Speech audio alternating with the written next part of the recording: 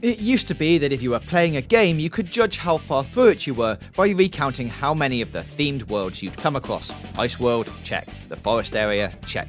The frustrating but inexplicably survivable lava realm, check.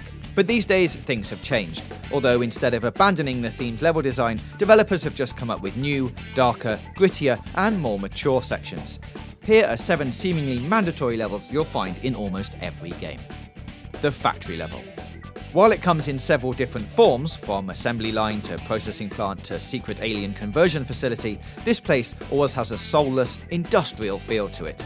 It's a favourite of dystopian adventure games for this very reason, and it's often used to show the oppression experienced by folks who work there. Even in games that don't go for the crushed in the cogs angle, the factory tends to be an unpleasant and grungy place to be, and it's not a place you want to spend much time. Which is unfortunate, as the factory is a playground full of wicked machinery to avoid and industrial-sized environments to explore. Players will often find themselves wandering the factory for extended periods of time, and sometimes even through multiple levels, occasionally because it's easy to get lost in there. Thankfully, this place is usually packed with goodies and a little universe lore. What, you thought they were actually making something normal in here? So you can enjoy that while you're avoiding the crushing machine. The prison level. Here you'll see the protagonist having to discreetly navigate close-quarter environments full of heavily armed enemies, usually without being spotted or causing a ruckus. If it's the first stage of the game, see every Elder Scrolls ever, then the prison level can show the protagonist is starting from nothing, sort of like a clean slate, but with jail.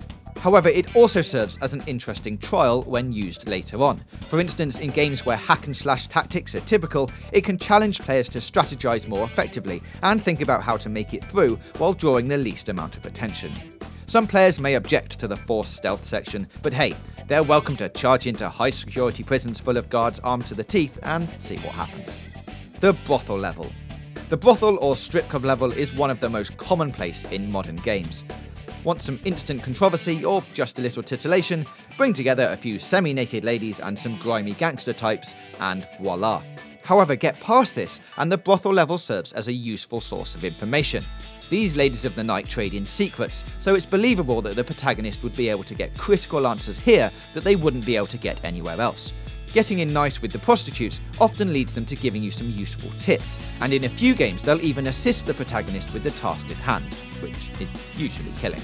On top of that, the brothel also serves as a hiding place for mission-critical objectives and people, because where better to keep a secret than this? So don't be surprised if you find some incriminating evidence shoved under a mattress or that missing royal in the closet.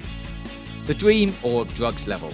So you're playing a typical action-adventure game, journeying and pillaging and taking down the bad guys. Then something disastrous happens and things get weird. Like melting clocks weird. Congratulations, you're in the dream level. This is a more recent addition to the video game playbook, but the dream level has become a pivotal way for games to advance their plots in bizarre but concise fashions. It's a surreal environment where the laws of physics go out the window. Effectively, it's the opposite of the factory. There's very little extra stuff to do here because the purpose of the level is for the main character to achieve a set goal and bolster their own development. Death of a loved one leaves your protagonist directionless? Deal with that in the dream level. Need some magic powers to beat their enemies? The dream level is something for that. The true enemy is within their subconscious and they have to dig deep to destroy it? Guess where that big fight's gonna happen? Yeah, it's here, in the dream level. The church temple level. Want to make a character intimidating?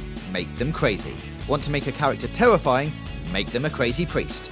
Games have latched on to the temple and church level in recent years, often to establish how backward the world is when everything is run by crazy cults. However, this doesn't necessarily apply to all games, and the temple has a surprising amount of versatility. Of course, one of the genre's favourite ways to use the temple is to combine the stealth of the prison level with a helping of creepy. However, the temple's use varies wildly after that, and it can serve as anything from an actual place of sanctuary, did someone say save point, to a cache of priceless artifacts. We're looking at you, Assassin's Creed. The purpose of the church level can also shift with relative ease, so you have to watch your back here. It may look like a peaceful sanctum or treasure trove now, but it can soon change with the flick of a switch, or more likely, pulling of a flaming torch. The secret base level. Through an incredible show of will, stabbing people and resetting saves, you finally manage to infiltrate the enemy's secret base, and it's probably the last or close to last level in the game. They can be giant multi-floor complexes buried underground, hidden bunkers, space stations or collapsing buildings. The only limit is the developers' imaginations. What makes the secret base level stand out, however, is the enemies that are here. The guards have all passed their spatial awareness, shooting and flanking courses with flying colours. They'll search you out, and it's going to take all your wits and skills to get to them first. Generally, the secret base serves as a late-stage test of the protagonist's skills, utilising everything you've learned to navigate tough puzzles and beat some of the baddest dudes in the game. And while the secret base isn't always the location of the final battle, a major conflict usually comes to a head here, with the protagonist resolving a major side plot or defeating a false antagonist. Just hope that when it's time to book out of there, the self-destruct timer doesn't start too low. Which leads us on to the collapsing environment level. Usually coming after you've escaped the prison level or had an encounter with the game's big bad, or at least their sidekick, the collapsing environment level is the perfect way for developers to show off their physics engine. It can range from old temples to trains to ships to entire buildings, but one thing's for sure, you'll be doing a whole lot of running and jumping. Most games will only have one of these, as they've become so spectacular that they're a massive drain on resources, even if they are one of the shortest sections. Because of this, it's normally the one you'll see before the game's released, as part of a hands-on preview, or at the very least in the trailers and E3 presentations. So those are the 7 levels you'll find in almost every game. Have you recognised any others that we've missed off the list? Let us know in the comments below, and don't forget to subscribe for more gaming news, reviews, previews and features right here on GamesRadar+.